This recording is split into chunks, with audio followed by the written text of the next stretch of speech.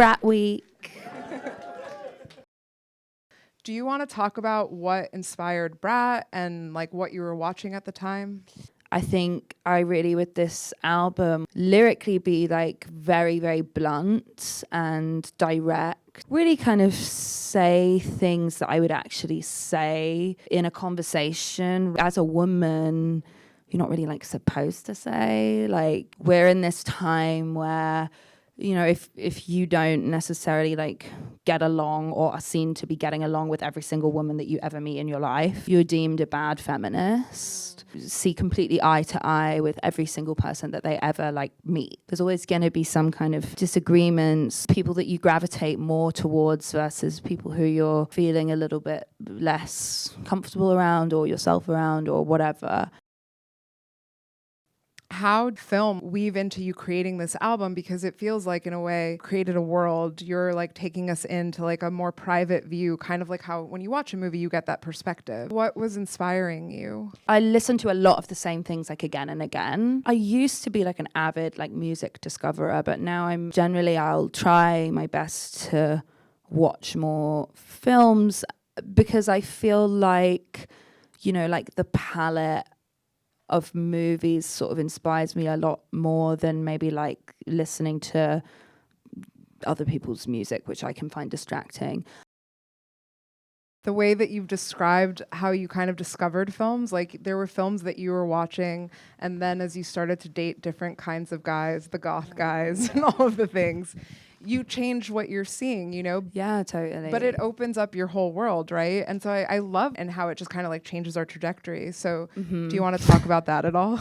I used to date a guy whose name I won't mention, but you can Google it. He was like really into like vampires, and he would also get like too into movies. Like I remember he was like obsessed with Bronson, and then he kind of like styled himself off Bronson, which is like a little bit like He was like obsessed with The Lost Boys, Little Shop of Horrors. He also was like obsessed with Tyler Durden in like a really like lame way, like where he would like go to parties and like ask other people if they wanted to start a fight club. And I was like, oh, I'm not with him. This is so embarrassing. But like that was kind of his vibe. We're not together anymore.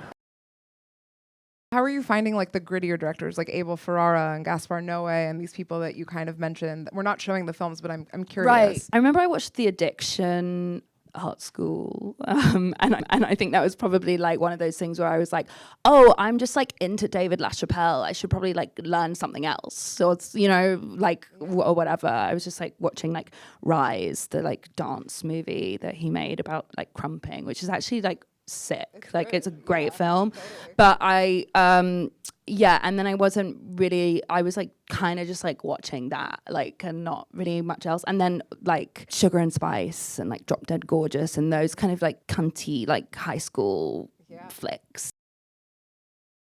I love kind of the energy that pulsates through the films that you chose for this series, like Party Girl and Party Monster and To Die For and all of this really fun stuff. So why do you think these are Brat films, and what do you want people to take away from this series? You know, in their own unique way, each film in the series is kind of Brat coded or part of the like bratosphere, as just the kind of like absolute like ridiculousness that is going down in across the universe. I'm not sure if anyone's seen that movie before, but that is like those like Justice Boys are like going like Brat coded in that film. Daisies, as I mentioned, and then obviously I mean like Project X is about like the biggest party of all time.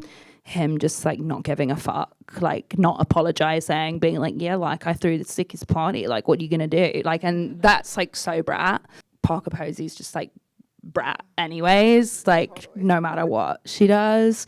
Chloe Sevigny, obviously we love, Party Monster, 360 star, her favorite credit. That whole scene was such an influence on me when I was younger. You know, I was like watching these club kids interested in that kind of like New York level of like DIY, like art kid, Lee Bowery-esque party. feel like there's like method to the way you create and everything that's inspiring you. And how does it feel to like have put all this artwork there all this time, and now you're touring the album? Like, we kind of, as a team, like behind the scenes, we talk about this all the time, and it was so cool to hear how many people were like, we love the rollout of the campaign, like we love like the marketing of the campaign. And like that to me is so important, because that has been so much, like, as well as, you know, the music being great in my opinion, and like me being great. Now that it's out, it's just nice to like see people kind of discovering all of that and really like unlocking all the doors. I love it though, because I think it's so sincere. Like, your work does seem so truthful and vulnerable, and it's like intrinsically you. And I think that's good art, right? Like when we can stand behind what we're creating and we're not doing what a record label is telling us to do, or we're not doing what the studio is telling us to do, or the producers behind the movie or whatever.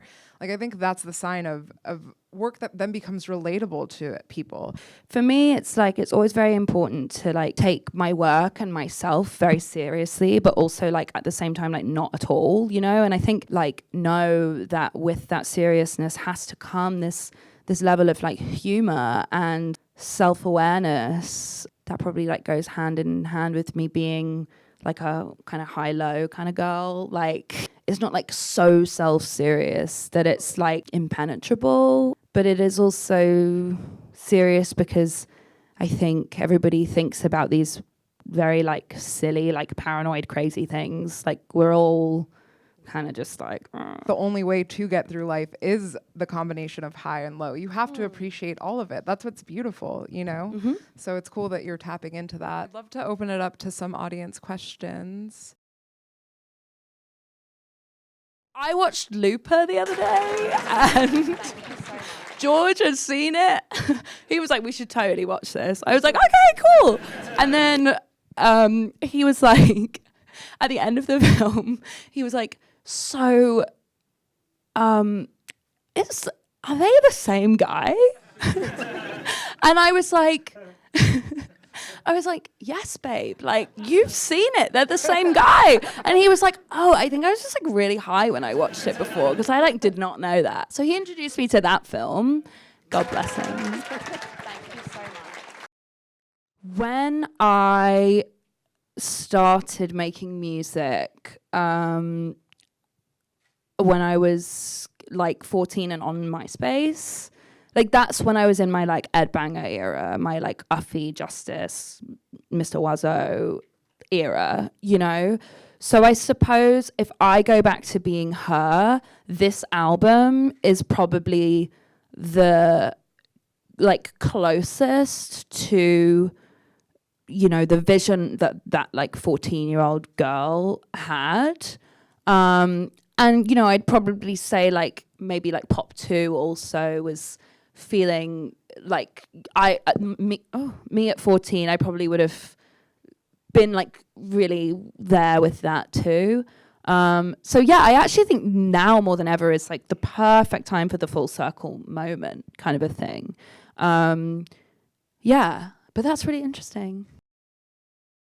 The answer is yes, because I also know that like context doesn't really like apply anymore. But knowing that going in, I was kind of like, it doesn't really matter how eloquently I explain that the songs that reference other women aren't diss tracks. Like, no one's really going to listen to me anyways, was kind of like where I landed. So I actually just did my own like private work on making sure I like felt comfortable with that and having conversations that I felt that I needed to have. And yeah, so I don't know. It's like, I also think like art is a free space. Like, I don't want to censor myself. But yeah, of course, like I think I was worried a little bit that things would be misinterpreted.